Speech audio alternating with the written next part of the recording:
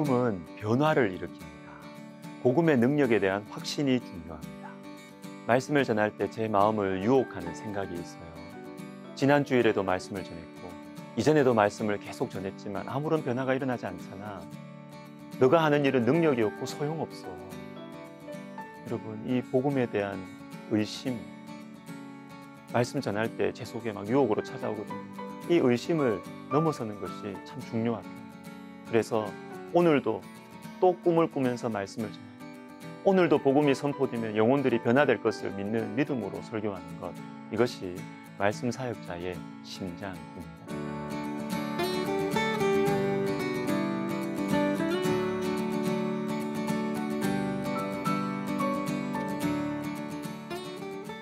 두 가지를 생각해 보겠습니다. 첫 번째는 십자가와 성령입니다.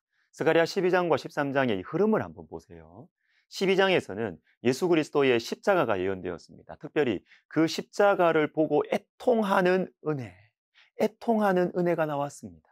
우리의 죄 때문에 우리가 십자가에 찔러 죽인 예수 그리스도를 보고 이제서야 애통하는 것입니다. 아, 나 때문에 하나님이 죽으셨다라는 사실을 이제야 깨닫고 애통하는 것, 이것이 최고의 은총이고 우리를 향하신 하나님의 비전이죠. 그런데 바로 이어지는 오늘 본문 13장, 이 13장 1절을 보십시오.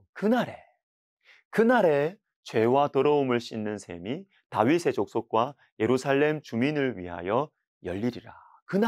이 그날이 어떤 날일까요?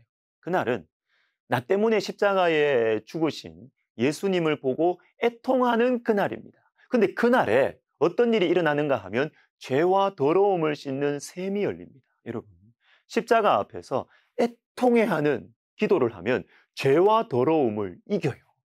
주님의 십자가가 나를 위한 십자가라는 사실이 마음 깊이 깨달아지면 이상하게 거룩한 삶을 사모하게 됩니다. 진실한 회개, 애통은 거룩한 삶이라는 열매를 맺어요. 제시 라일이라는 19세기 영국의 목회자, 신학자가 이런 말을 했습니다. 죄는 기도를 이기고 기도는 죄를 이긴다. 여러분, 기도를 막아서는 것, 기도 못하게 하는 것이 죄예요. 죄의 문제를 해결하지 않으면 기도의 문이 막혀요. 겉도는 기도를 합니다. 근데 여러분, 반대 방향이 우리에게 희망을 줍니다. 기도가 죄를 이긴다. 자, 그것도 어떤 기도일까요? 정직하게 죄를 토하는 기도가 있습니다. 그냥 건성으로 하는 기도 말고요. 또는 그냥 품위 지키면서 하는 기도 말고요. 하나님 앞에 진심을 내놓고 하는 정직한 기도는 죄를 이깁니다. 여러분, 정직한 기도는 언뜻 보면 더러워요. 내 안에 있는 더러운 것들이 막 밖으로 나오거든요. 그런데 여러분, 이 더러운 것을 내 안에 담아두고 있으면 겉은 깨끗하지만 속은 변화가 없어요. 삶의 변화가 없습니다. 그러나 더러운 것을 밖으로 꺼내면 밖이 깨끗해집니다. 이상하죠. 정직한 기도가 죄를 이깁니다. 자, 한 가지 더 보겠습니다. 애통, 죄와 더러움을 씻는 셈이 열린 후에 자연스럽게 맺히는 열매가 있는데 그것은 바로 거짓이 사라지는 것이에요. 자, 오늘 본문 2절에도 그날에라는 표현이 나옵니다. 방금 앞 1절의 그날이죠. 1절의 그날이 또 2절의 그날입니다. 그리고 이 날이 12장에 나오는 그날이죠. 십자가를 보고 애통하는 그날, 죄와 더러움의 셈이 열리는 바로 그날입니다. 그날에 무슨 일이 생기느냐 하면 거짓 선지자가 떠나가게 될 것입니다. 3절에서도 사람들이 거짓 선지자에게 거짓말 못하게 합니다. 너 거짓말 이제 하지 마. 4절과 5절에서는 거짓 선지자들의 행실과 마음이 바뀌어요. 이전에는 아무 부끄러움 없이 거짓말했고 거짓말로 사람들을 속이려고 영적인 척 털옷도 입었지만 이제는 그런 행동을 하지 않는다는 것입니다. 거짓 선지자가. 여러분, 우리는 신앙 따로 행동 따로가 문제라고 많이 말합니다. 예수를 믿어도 달라지는 것이 없다. 성령 충만함을 받아도 변하는 것이 없다고 말하는 것이 그냥 우리 입에 익숙해져 버렸어요. 여러분, 그렇지 않습니다. 그렇죠. 진심으로 예수님을 안 믿어서 그래요. 진심으로 예수님을 믿으면 변화가 일어납니다. 정말로 십자가 앞에서 애통하고 회개하고 성령 충만함을 받으면 달라지고요. 그렇고 말고요. 당연하게. 그 변화는 거짓이 사라지는 것부터 시작이 돼요. 여러분, 우리 언어 생활 살펴보세요. 거짓말 많습니까? 지금 영혼에 문제가 있는 거예요. 습관적으로 거짓말을 합니까? 내 마음을 감추는 말 또는 다른 사람들의 속을 은근히 떠보는 말을 여러분 많이 하십니까? 그 지혜로운 거 아니에요. 영적으로 위험한 거고요. 우리의 영혼이 무디어져 가고 있다는 증거예요. 여러분, 그리스도인들은요, 맞으면 맞다, 틀리면 아니다라고 말을 합니다. 예수님은 음모와 계략을 경건하고 신학적인 말들로 감추고 다가오는 서기관들과 바리새인들을 혼내셨습니다.